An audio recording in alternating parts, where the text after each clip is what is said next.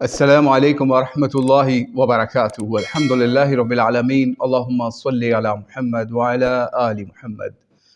آج کی اس نشست میں ہم شعیب اختر صاحب کے بارے میں بات کریں گے ود ریفرنس ٹو مولانا اسحاق رحمہ اللہ۔ دراصل ایک پروگرام ہوا جو کہ پوڈ کاسٹ تھا نادر علی صاحب کے ساتھ شعیب اختر صاحب کا، تو اس کے اندر انہوں نے علماء کے بارے میں پوچھا کہ آپ کس عالم سے انسپائر ہیں یا کس کو سنتے ہیں، تو انہوں نے کیا جواب دیا وہ آپ پہلے سنیے، پھر ہم اس کے اوپر بات کرتے ہیں، اور پھر اس کے بعد ہم مولانا اسحاق کے حوالے سے بات کریں گے کیونکہ شعیب اختر نے ان کے بارے میں کیا بات کی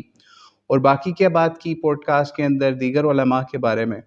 تو اس کے اوپر مزید بات کریں گے، اور ساتھ ساتھ یہ خطبات اسحاق کے اندر سے آپ کو وہ پہلو بھی دکھائیں گے جس کی وجہ سے شعیب اختر نے مولانا اسحاق کو سب سے پہلے بولا۔ تو آئیے پہلے شعیب اختر صاحب کی بات سنیے پھر بات کرتے ہیں۔ فیوریٹ کوئی اسلامک اسکالر بتائیں گے جس کو سنتے ہیں؟ میں ساروں کو سنتا ہوں،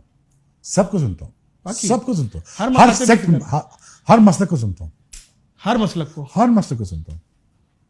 اور آپ کاکٹیل ہیں؟ مولانا اسحاق صاحب کو بہت سنتا تھا۔ واو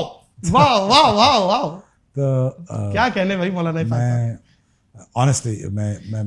مانتا تھا کہ ہمارے ریلیجن کی دنیا میں جی، تو آپ نے ملاحظہ کر لیا کہ جب نادر علی صاحب نے علماء کے بارے میں پوچھا یا کسی خاص عالم کے بارے میں پوچھا تو سب سے پہلے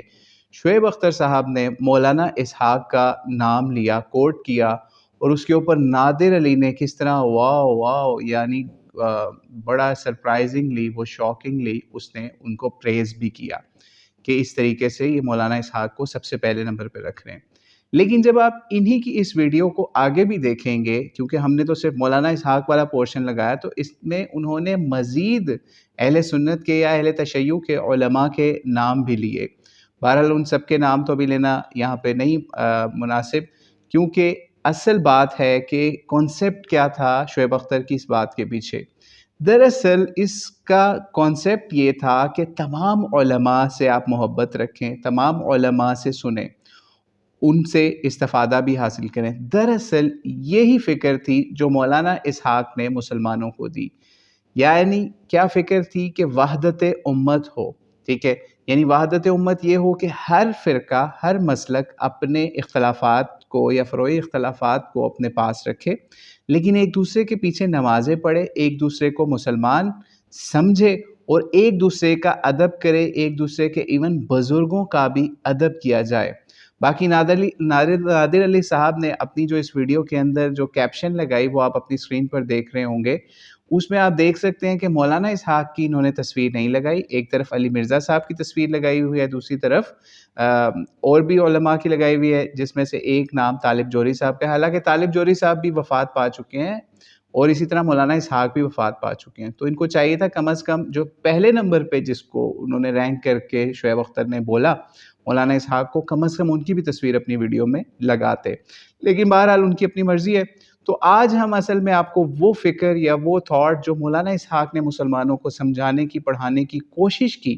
وحدت امت، ٹھیک ہے، اس کے اوپر انہوں نے ایک بہت زبردست خطبہ بھی دیا جو کہ بعد میں چھپا بھی، اس کی آڈیو ویڈیو تو شاید اس وقت نہیں ہوگی، لیکن وہ خطبہ اس وقت چھپا تھا باقاعدہ حوالہ جات کے ساتھ، کسی کو چاہیے ہو تو انشاءاللہ ہم اس کا بھی لنک پرووائڈ کر دیں گے۔ باقی یہ جو کتاب تھی خطبات اسحاق، اس کے اندر بالکل شروع میں جو انہوں نے اس کو تدوین کیا، مرتب کیا، انہوں نے اس کے بالکل شروع میں وہ خطبہ بھی اس کے اندر ڈالا، آلموسٹ 30+ پیجز کا خطبہ ہے، تو آپ سے ریکویسٹ ہے کہ اس خطبے کو ضرور پڑھیے۔ اس کے انگلش میں بھی ترجمہ ہو رہا ہے، ویسے اردو کے اندر تو یہ پہلے چھپ چکا ہے کافی سال پہلے، بلکہ مولانا اسحاق کی زندگی میں چھپ گیا تھا، اور یہ اکثر بک شاپس کے اوپر علیحدہ بکلیٹ کی شکل میں بھی سیل ہوتا تھا یا فری لوگ تقسیم کیا کرتے تھے، ٹھیک ہے۔ تو آئیے ہم اس کا ایک اقتباس پڑھتے ہیں، کبھی آپ چاہیں گے یا آپ کومنٹس میں بتائیے گا کہ ہم اس کے پورے خطبے کو بھی کہیں گے تو آپ کے سامنے رکھیں گے۔ ابھی صرف ایک پارٹ پڑھنے لگے ہیں جس سے آپ کو یہ پتہ چلے گا کہ تمام علماء کی، تمام جو جماعتیں ہیں ان کے علماء کی قدر کریں، ان کو سنیں، ان سے اختلافات بھی بے شک رکھیں، لیکن ان کسی کو کافر نہ کہیں۔ اس خطبے کے اندر جو وحدت امت کے اوپر مولانا اسحاق نے دیا تھا یا چھپوایا تھا، اس کے اندر مین یہی چیزیں تھیں کہ صحابہ میں بھی اختلاف ہوا لیکن تکفیر کے لیول تک انہوں نے آپس میں معاملات کو نہ جانے دیا، نمازیں ایک دوسرے کے پیچھے ترک نہیں کی، ٹھیک ہے، اپنی علیحدہ علیحدہ جماعتیں نہیں بنائیں، ٹھیک ہے، اور اس طریقے سے اور بھی صحابہ کے علاوہ بھی بہت سے حوالہ جات مختلف ائمہ دین کے ڈالے کہ تاکہ مسلمان ایک دوسرے کے اوپر تکفیر کے فتوے نہ لگائیں، ایک دوسرے کو کافر نہ کہیں، ایک دوسرے کے اوپر کفر کے فتوے نہ لگائیں۔ شیعہ، سنی، بریلوی، دیوبندی، اہل حدیث، یہ سب جو کہ ختم نبوت پر بھی ایمان لاتے ہیں، اس کے حساب سے یہ لوگ اکٹھے مل کے رہیں اور ایک دوسرے کو مسلمان سمجھے۔ تو مولانا اسحاق نے اس خطبے کے اندر ایک جگہ پہ کیا فرمایا وہ ہم سمجھ لیجئے آخر ہے، اس کے بعد بھی کچھ امام غزالی کے اقتباسات بھی شامل کیے، لیکن یہ سمجھ لیجئے آخر ہے، اور آخر میں اکثر ماسٹر سٹروکس ہوتی ہیں جو خلاصہ ہوتا ہے کسی خطبے کا، تو وہ آئیے آپ کو سناتے ہیں۔ آپ کہتے ہیں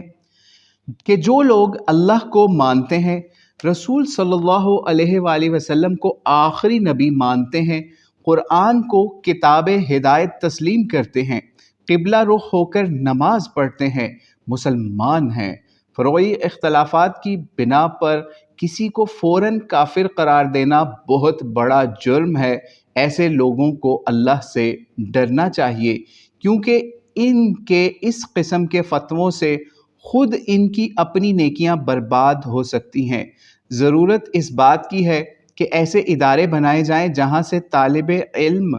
کھلے ذہن لے کر نکلیں، وہ فسادی لوگوں کے اعلیٰ کار نہ بنے۔ اگر اس جانب توجہ نہ دی گئی تو دینی ادارے فساد کے اڈے بنے رہیں گے۔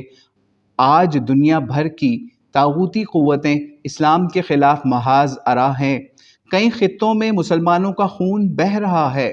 خون مسلم کی ارزانی یعنی سستا ہونا خون مسلم کا، اس پہ ہر آنکھ اشک بار ہے۔ ایسی صورت میں مسلمانوں کا اتحاد وقت کی پکار ہے۔ المیہ یہ ہے کہ مسلمان کفار کی فریب کاریوں کا شکار ہو کر آپس میں برسرے پیکار ہیں، یعنی ایک دوسرے کے ساتھ ہی لڑ رہے ہیں مسلمان۔ یوں دانستہ یا نادانستہ طور پر کفار کے عزائم کی تکمیل ہو رہی ہے، تبلیغی مساعی بے ثمر ثابت ہو رہے ہیں، یعنی جو بھی تبلیغی کام ہو رہے ہیں کسی بھی جماعت کی طرف سے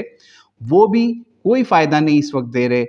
خدارہ ہوش میں آئے، فرقہ بندی کر کے مسلمان امت کو کمزور نہ کریں، جو بھی کلمہ گو ہے اس کا احترام کریں، وما علینا الا البلاغ المبین۔ اس کے بعد جو ہے مزید تلخیص ہے، اقتباس ہیں امام غزالی کے حوالے سے بھی، جو کہ اسی کتاب کے اندر آپ دیکھ سکتے ہیں خطبات اسحاق کے اندر، اور کوشش کریں گے آپ کو اگر چاہیے ہو تو آپ کو انشاءاللہ PDF لنک پرووائڈ کر دیں گے۔ مولانا اسحاق کے خطبہ وحدت امت کا، جو کہ تقریباً 2 دہائیوں پہلے یعنی تقریباً 20-25 یا 30 سال پہلے مولانا اسحاق نے ارشاد فرمایا، جس کو بعد میں ایک خطبے کی شکل میں پرنٹ کروا کر بھی ڈسٹریبیوٹ کیا گیا۔ تو اللہ تعالیٰ سے دعا ہے کہ اللہ تعالیٰ ہمیں تمام مسلمان بھائیوں کے اختلافات کو ساتھ رکھتے ہوئے ان کو آپس میں ایک محبت کا درس دیں، ان کے اوپر کفر کے یا پھر ان کو کافر کرنے کے فتوے نہ لگائے جائے۔ اور اس خطبے کے اندر، خطبہ وحدت امت کے اندر، مولانا اسحاق نے اجماع کے حوالے سے بھی تکفیر کا معاملہ، پھر فتنہ تکفیر، فتویٰ تکفیر، اسی طریقے سے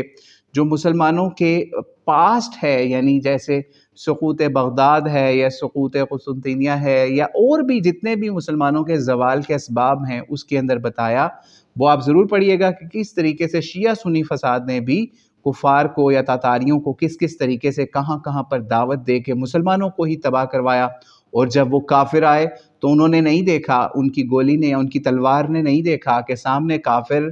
ہے، یعنی وہ کافر ہے جسے مسلمان کافر کہتا تھا، نہیں، انہوں نے صرف مسلمان کو دیکھا، چاہے وہ شیعہ تھا، چاہے سنی تھا، چاہے بریلوی تھا، جو مرضی اس کا فرقہ تھا،